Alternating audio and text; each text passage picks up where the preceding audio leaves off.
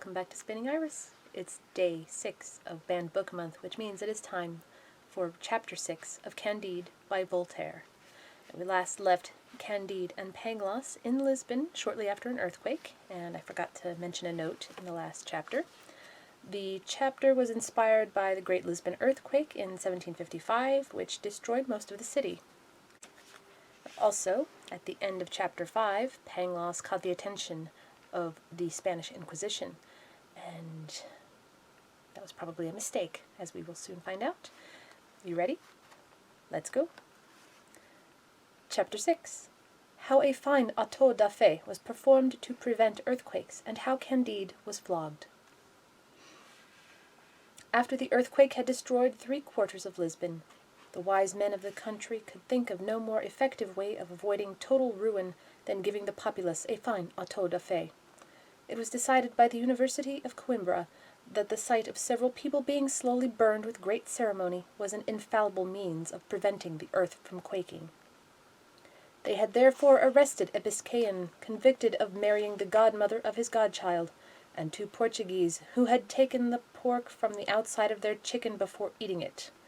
And after dinner Dr. Pangloss and his disciple Candide were bound and taken away, one for having spoken, the other for having listened with an air of approval. They were separated, and each was placed in an extremely cool room where no one was ever bothered by the sun. A week later they were both dressed in sanbenitos and paper mitres. Candide's mitre and sanbenito bore painted flames pointed downward, and devils without tails or claws. But Pangloss's devils had claws and tails, and his flames were upright. Thus attired, they walked in a procession and heard a deeply moving sermon, followed by beautiful polyphonic music. Candide was flogged in time with the singing, the Biscayan and the 2 men who had refused to eat pork were burned, and Pangloss was hanged, although this was not customary. That same day the earth shook again with a terrible uproar. Terrified, bewildered, frantic, covered with blood, quivering all over, Candide said to himself, "If this is the best of all possible worlds, what are the others like? I wouldn't complain if it were just that I'd been flogged. The Bulgars flogged me too, but my dear Pangloss, the greatest of philosophers, did I have to see you hanged without knowing why? And my dear Anabaptist, the kindest of men, did you have to be drowned in the harbour? And Lady Cunegonde, the pearl of young ladies, did your belly have to be slit open?" He was just beginning to walk away, having been preached at, flogged, absolved, and blessed, when an old woman accosted him and said, "Cheer up, my son. Follow me."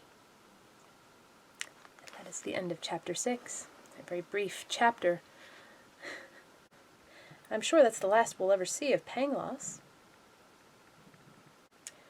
Now, if you're curious about what an auto da fe is, it is, well, according to Wikipedia, it means act of faith, was a ritual of public penance carried out between the 15th and 19th centuries of condemned heretics and apostates, imposed by the Spanish, Portuguese, or Mexican Inquisition as punishment and enforced by civil authorities, with the most extreme form being death by burning. It's all just looking at the history, it's pretty horrible, some pretty horrible stuff that happened. So naturally, it's perfect fodder for satire. It also makes for an interesting song in Leonard Bernstein's operetta. There's just a taste of what the chorus is. What a day for an auto da fe. What a sunny summer sky. What a day for an auto da fe. It's a lovely day for drinking and for watching people fry. Hurry, hurry, hurry, watch 'em die.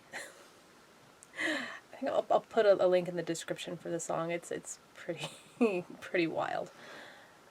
But this old woman, I wonder who she could be, what she wants with Candide. But we'll have to wait and see what happens in chapter 7. So I'll see you tomorrow for that. Take care. Bye-bye.